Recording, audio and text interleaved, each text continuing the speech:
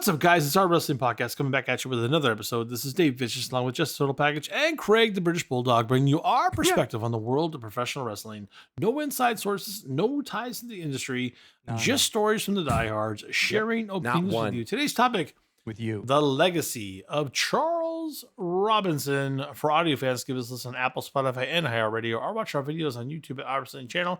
And Jess has been so nice to give you several other options to the left. Fuck you, not you, Dave, and all of them. Man, suck my dick. It's a new hit single. I don't know if you guys heard that. It's climbing up the charts. I've heard of the new hit single called "Please Give Us a Follow" on Instagram at O.W.P. No, that's not as high on the charts as "Fuck Off" and just like the other lesser. I shit. promise. Jess puts really good stuff there. It's really yummy.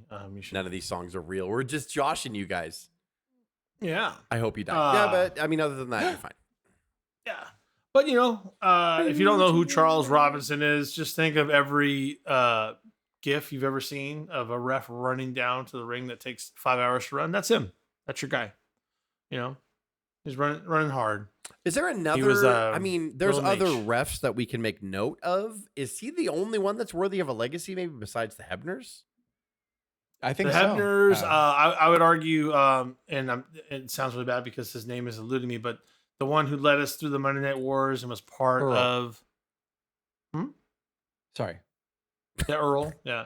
No, but the ref in WCW led us through the Monday Night Wars and became... Nick Patrick would be another one. I there think was Tommy. Yeah, he had a... Go ahead. He had an NWO run. Yeah. And Randy Anderson was another famous one because WCW had so few. Randy Anderson. But just to your point, like, I think with the career that he's had, Tommy Young. Charles Robinson, he's gone beyond storylines, and now, like, even beyond all that, now he's still 35, 40 years later, he still sets up the ring. He's definitely done more. Shuts it down every day. Yes, see, that's more of the, when you put that in the text thread at first, I was like, what a stupid, I'm just kidding. I was like, we will say I was listening to Charles Robinson on CVV, Chris Van Vliet, and I just texted the group during the PLE last week, and I said, we should do an epi on Charles Robinson. And usually they say, he's drunk and high. We'll just ignore that. I didn't get that. I didn't get that text. Less than a week later, Jess was like, here it is. I just went, Blue G. I'm all, wow, you're telling me this for the first time. And so I did it right away. I was like, chat, let's go. And then I just typed it in and did it then. And it was fine. There you go. Yeah. Well, you know, Mr. Robinson was born in Naitch country, the lovely state of North Carolina, in the heart of Mid-Atlantic Championship Wrestling. He grew up idolizing Ric Flair. Imagine that. Dusty Rhodes, Ricky Steamboat, and other NWA legends of talent. Developed a deep passion for the psychology and drama of professional wrestling. He did work as a cameraman and ring crew member for independent wrestling promotions before he became a referee, and then he got his break in the mid-1990s in the WCW arena. Finally got that ref job. He worked dark matches mostly in secondary TV shows like WCW Saturday Night. He learned under other respected senior refs and producers. Early WCW was a pretty chaotic environment, if you know what I'm saying. There's a growing talent roster and backstage politics. Being a referee meant staying neutral, dependable, disciplined. He was definitely about that. In 1999, WCW leaned into meta storytelling because they were flailing, is the best way to describe it. But this is where we got a little bit of the Robinson flair. The real admiration for Ric Flair led to an angle where he became the Flair parody character, Little Naitch. This was fun. He began dressing like Flair. He had the robes, the bleached blonde hair, mimicking promos and interfering in matches to benefit Flair and the Four Horsemen. He wrestled Gorgeous George in Slamboree of '99. The woman, the female rare. Gorgeous George. No, the actual. Yeah. Yeah. He had a full-fledged match. It's kind of rare, right? He did work as a heel referee. He helped Flair win controversial matches, blurring the lines between character and official. He stayed until the very end of WCW's run. Hey, Savage, I saw the match last night. You're not a referee. I'm a referee. You're not qualified to referee any match, much less a horseman match.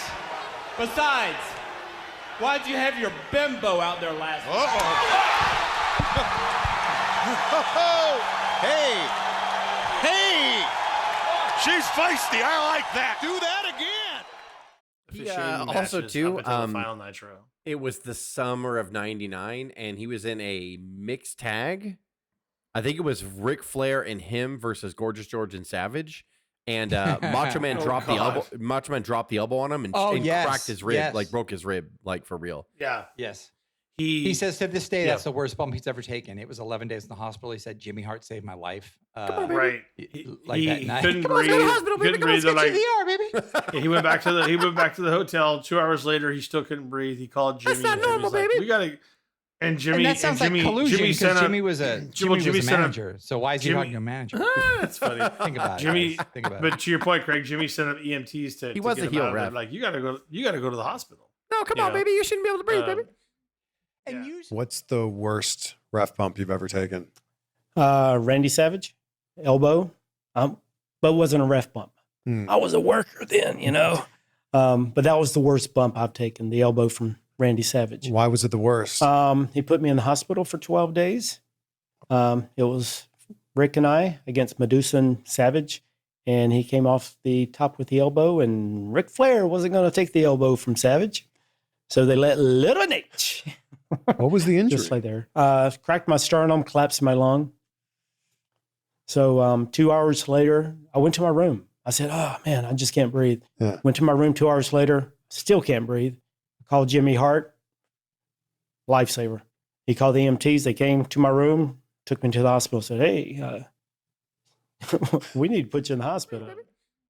and usually, like once this like angle exhausts for the like, think about Dangerous Danny Davis. Think about Earl Hebner. Right.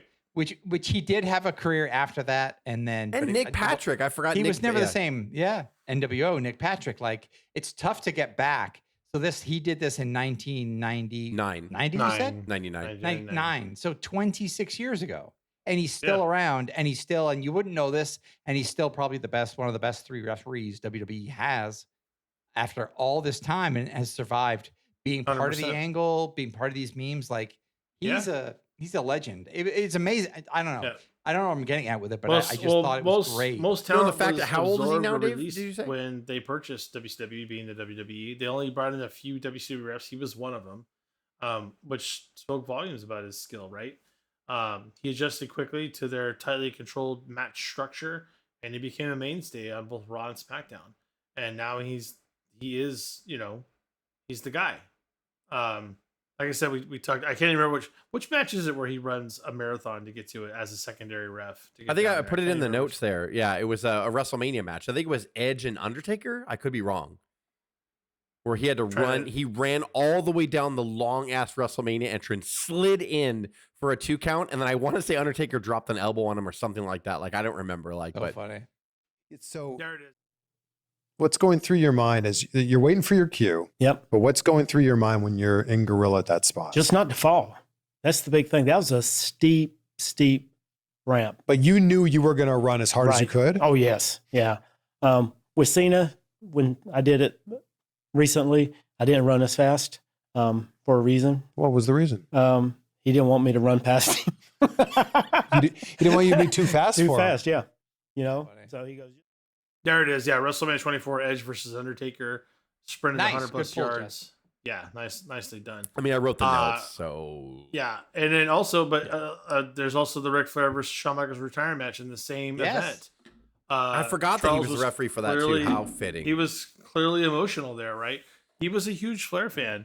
Flair went on to wrestle 1,000 matches after, but it was, for being Sean? Like in the back, where Flair had to ask he was him. like, and he's on the trampoline saying, "I'm not booked, Rick. I'm not booked." Charles, can I see you in my quarters? And then Charles goes in there and he's like, "Do you want to referee?" And it's like, "All right, Rick. Jesus Christ, yeah, I'll referee you, Sean." Yeah. Oh, he did Sure. Undertaker's last match in the Boneyard. That's interesting. Oh fuck! Wait, what do you mean? I the did. AJ Undertaker? Yeah, No, the Boneyard. Yeah. yeah, the AJ Undertaker. I forgot they had to be a ref there to count the What, finish. Charles or- Robinson? That's so funny. I forgot that there was a goddamn referee like in the graveyard running around with them, and it was Charles. He Robinson. must have been like, "What? I've been through a lot of shit. What Right. the Yeah. fuck is this?" Wait, how old Why did you am I say down in here? the beginning? Did you say how old he was, Dave?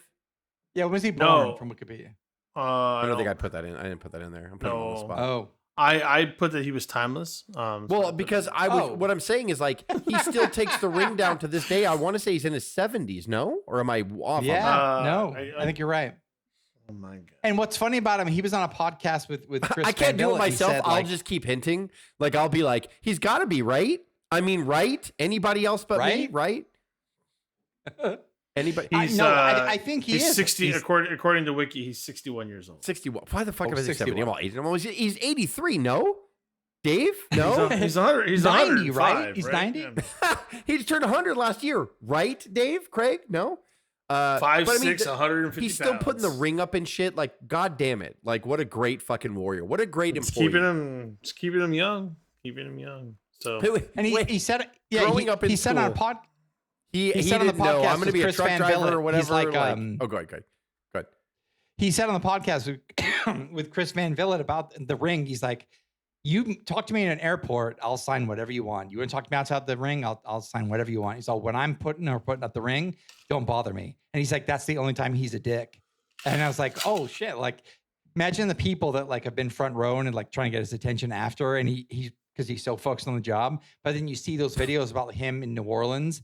I think he counted 3 on the street for someone that was doing like an RKO.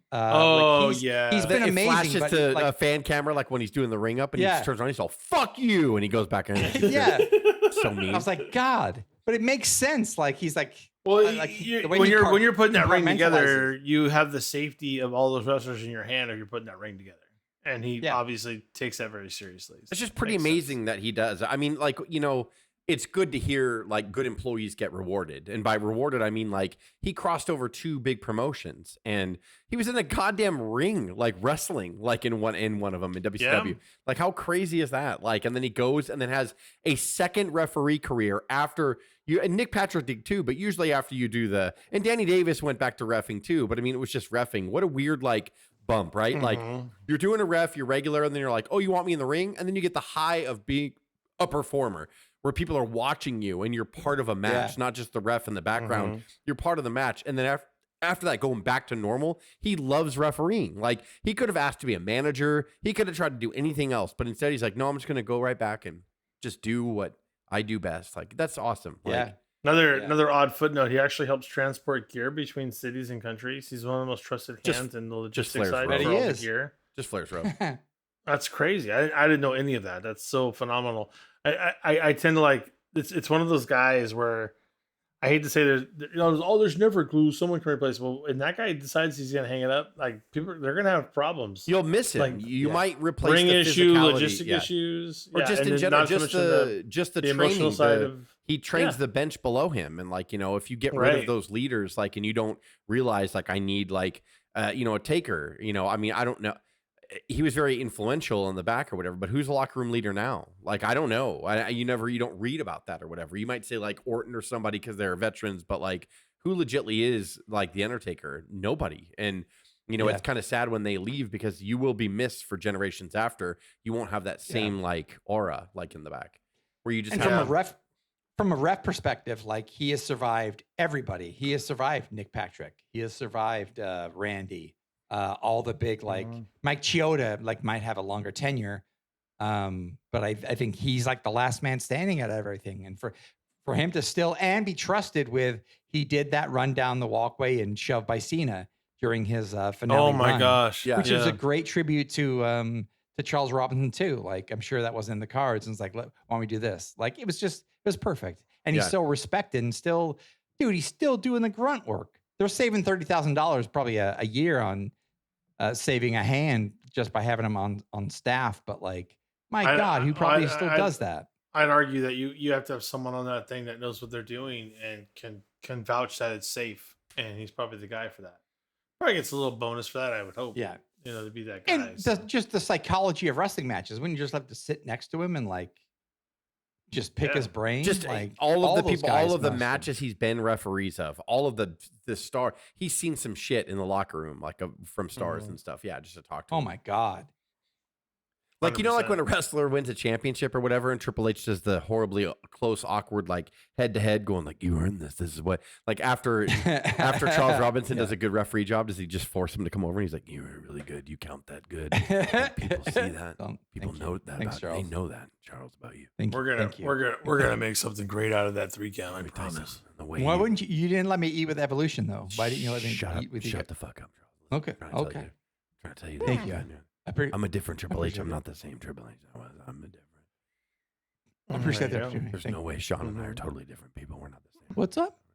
We don't end people's careers short at all. We don't do that. We do. And he's like, "Are you still congratulating me about my referee Is it job?" like He's like, no, it's about me. Let me talk. About it.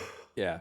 I have a lot of stuff. He's Oh to my still- do. goodness. Triple H is still talking in the corner over there. Like, And why is he left. crabby? Yeah, Charles Robinson uncomfortably close. He's like, and I do regret a lot of stuff, but I can't say I'm sorry because if I say I'm sorry, that shows weakness, and I can't. And like he's just totally breaking down.